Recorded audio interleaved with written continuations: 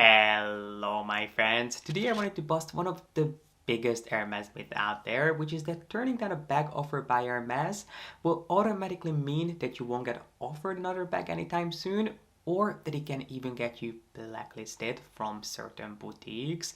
And since we're on the topic, I also wanted to share with you a few bags that I've been offered, I want to say throughout the past 2 years, that I decided not to take, and which bags I brought home instead.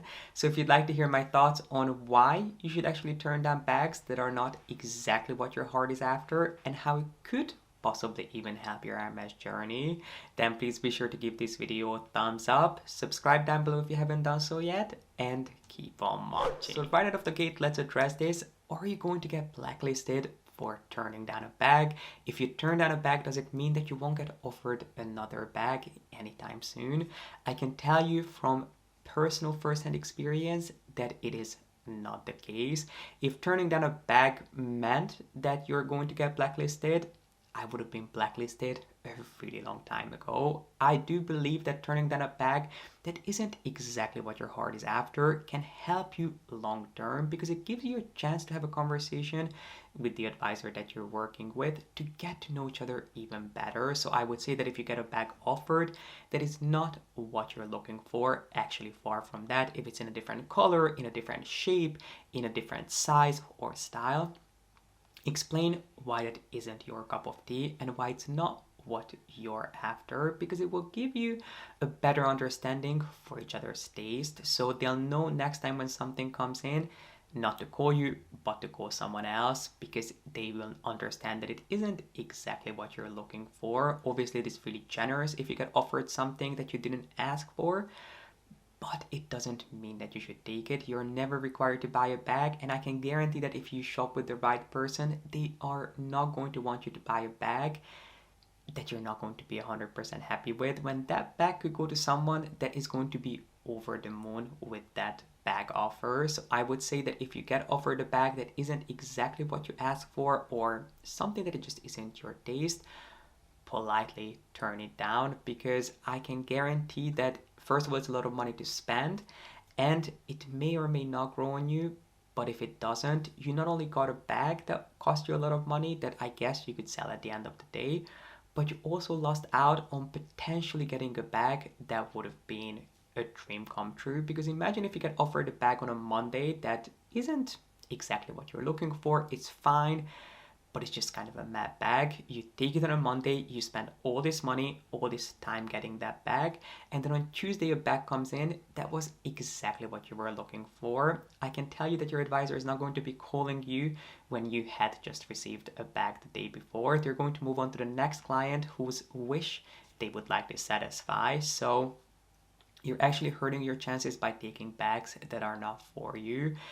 And as I said, if turning down a bag meant that you were going to get blacklisted, or that you were not going to get another bag offered, I would have not been able to buy an Hermes bag from the boutique pretty much in 5 years, because actually before getting my very first Birkin, I turned down 2 bags because I knew exactly what I wanted my first bag to be. I was so desperate for my first bag to be a Birkin 40 in Togo with palladium hardware, which isn't what I would do today, but I was so set on getting that bag as my first bag that I turned down 2 bags prior to that. I turned down a Kelly and another Birkin. I think it was a Birkin 40, but it was in either a tube or a 10 or something along those lines. And I cannot tell you how relieved I was that I ended up turning both of those bags down, because if I hadn't, I would have never been able to get my first Birkin, which was exactly what my heart was after.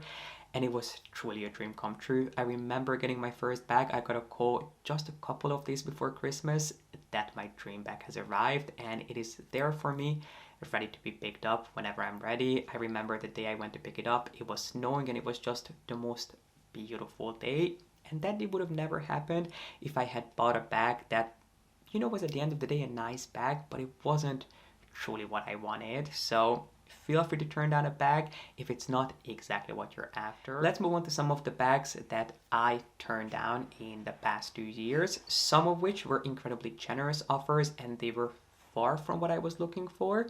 and then others were close, but they were not perfect. So the first bag that I wanted to share with you, which was actually one of the first bags that I was offered when I started shopping at my current boutique, was a mini Kelly in blue ostrich. I can't remember the exact color.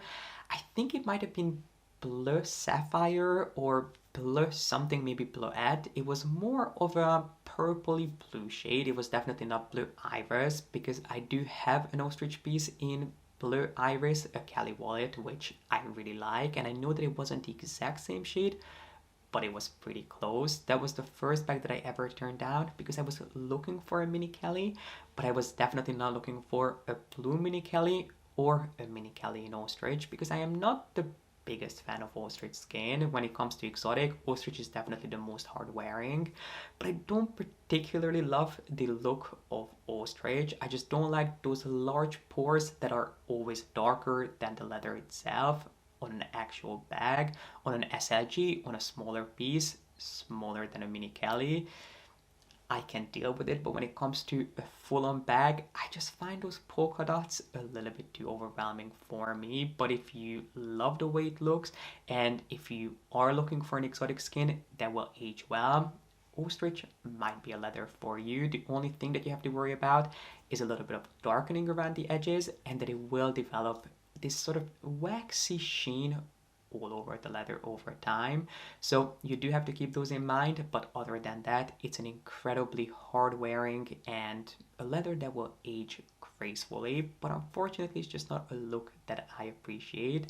So that was one of the first bags that I turned down, I want to say when I first started shopping at my current store. The second bag that I was offered shortly after turning down the mini Kelly in ostrich was a Kelly Depeche in size 25, which I think this was maybe the second or third time that I was offered a Kelly Depeche in this particular size. Not by this boutique, but in my previous boutique. I was offered a Kelly Depeche when it first launched and I turned it down. And of course, I had to turn it down again. I was offered a Kelly Depeche on this occasion. I think it was in Togo and it was in Blue Nuit, maybe, which is a beautiful midnight blue. It is the perfect navy blue color if you like a darker tone that can almost look black in certain lights, but in others, especially in natural light, will have a beautiful blue hue to it. It is a gorgeous shade that I love, but the Kelly Depeche is just simply not a bag that I would personally go for. I would just have no use for it. I'm not the biggest fan of the shape, and if I was going to carry a bag that is more of a pochette, I would just get a Kelly pochette, not a Kelly Depeche. So this was definitely a bag that I knew I was going to turn down, but because it was a display piece, the box was already open, so I had a chance to look at it and play around with it. Usually when I get offered a bag that I know for certain I am not going to take, I'm not going to have my advisor open the wrapping on the box, because I feel like it takes away from the next person's magic. If I know for sure that it's a bag that I'm going to leave behind, why ruin the charm of that bag being freshly open for someone else? And then the third bag I was offered before actually getting my mini Kelly in gold was a Kelly 28 in black Togo, which kind of sounds like something that would be up my alley. And it was in Dutch, which meant that certain parts of the bag were made of matte alligator. And I do have an entire dedicated video sharing my thoughts on the Dutch line from Hermes, which if you'd like to hear my in-depth thoughts on that bag and all Dutch bags, I'll make sure to have that link down below for you. But long story short, I just don't feel that in a Dutch bag, especially when it comes to a Kelly bag, those little bits of alligator skin on the sangles and the handle, because I do think that this was the updated Touch bag. I can't remember exactly, but I want to say this was the updated version. So on the original Kelly Touch, it was only the handle that was made of exotic skin, but on the newer versions, the sangles are also made of exotic skin, and then the rest of the bag is made of, usually I want to say it's Togo. And I still don't think that the little bits of exotic skin, which in this case it was made of matte alligator, add enough spice to a bag to justify the upcharge, because a Dutch Kelly will cost anywhere between a few, usually about a few $1,000 or dollars extra compared to getting the same bag but without those Dutch details. And considering that even the strap that you get with these bags is made of regular skin, I just simply didn't feel comfortable spending the extra money. So this was a bag that I also ended up turning down, and I'm so glad I did, because shortly after I ended up getting my Mini Kelly in gold, which is just one of the most beautiful bags that I have ever seen. So I try to keep my list in chronological order, but I'm not exactly sure about this upcoming bag. I'm not sure if this was offered to me before or after I was shown a couple of Constance bags, because if you've been with me for a while, you'll be familiar with my hunt for the perfect Constance 18, which took me a few years. So I was offered a couple of different Constance bags in different colors and leathers at one point, but I think it was before I was offered this next bag, which again did not come home with me, but it was a Kelly 25 in so-called Lycée, or also known as Shiny Alligator, in black. And this was one of those bags, as soon as I saw the label, as soon as my advisor showed it to me, I was like, don't even open this for me, because this is not a bag that I would take. I am personally not the biggest exotic person, just because I don't find that it suits my lifestyle. The couple of exotic pieces, larger pieces that I do own, I don't even keep at home, because they are so incredibly finicky and delicate that I just don't have the time or even the occasions to wear them too. And especially getting a bag in Lycée Croc, or Lycée Alligator in this case, is just simply not something that would suit me. Shortly after this offer, I think I was offered my Kelly pochette, which of course I purchased, and then maybe a few months after, I ended up getting my dream Constance 18, which at the time I wasn't sure if it was the perfect bag for me, but it ended up working out just perfectly. And then I think the two more recent offers that I ended up turning down, I talked about in some of my recent videos. But one of the bags that I was asked about, it wasn't something that I was physically offered. All of the previous ones I was physically offered. This next bag, I was told that they might have one available, and they asked me if it's something that I would be interested in, which I just said no thank you, even though it was a bag that I'm still kind of looking for, which is the so-called Della Cavalleria bag, which is this incredible casual crossbody bag that is of course inspired by Hermes' roots and heritage of creating harnesses and saddles for horse riders. I think it's one of the most beautiful modern designs that Hermes has launched in the recent past, and I would still be open to the idea of getting it, but only in black. And the bag that I was asked about, again, I think it was a taupe, a tan, some shade of neutral, which I knew I wouldn't go for, especially because I do wear so much black, I wear so much denim, that having a crossbody bag in a lighter color rubbing against my jeans and against my darker pants is just a recipe for disaster. So this was kind of a hard no for me, but I knew that it wasn't a bag that I would really ever reach for. And then shortly after that, I was offered a bag that I didn't know I was going to see. I was just told that something had come in that my advisor thought I would potentially be interested in.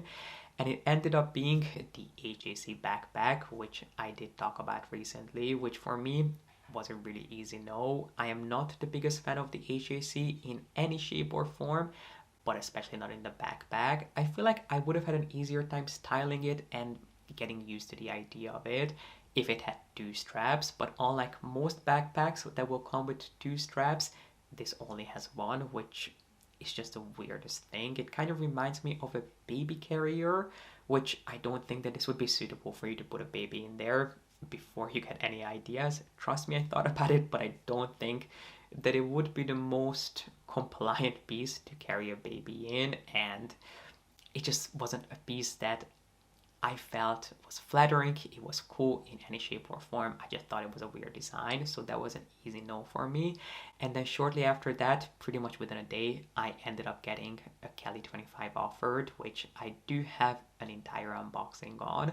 But these are all the bags that I wanted to share with you today, which I thought was important for me to talk about, just to show you that you can actually turn down bags that aren't exactly what you're looking for. You're not going to get blacklisted, and you will still get bags offered as long as you turn down bags that were not what you asked for. And you know, the proof is in the pudding. It doesn't matter what people say. This has been my first-hand experience, so I hope it made you a little bit more comfortable about turning down bags. Finding the perfect Hermes bag isn't unlike dating. You have to kiss quite a few frogs to find your prince or princess, and the same goes for Hermes bags. So don't be nervous to turn down a bag that isn't exactly what you're looking for, or even if it's the bag that you ask for, if you don't end up liking it, it is a lot of money, time to spend on something that you're not going to be happy with, especially when you could go to someone who would be over the moon with that piece, and it doesn't take away from your chances of getting the perfect Hermes bag. So this was all I had to share in today's video. I hope you found it helpful. If you did, please make sure to give this video a thumbs up and don't forget to subscribe if you haven't done so yet. As always, I really appreciate you being here and watching, and I hope to see you back here with a new video really, really soon.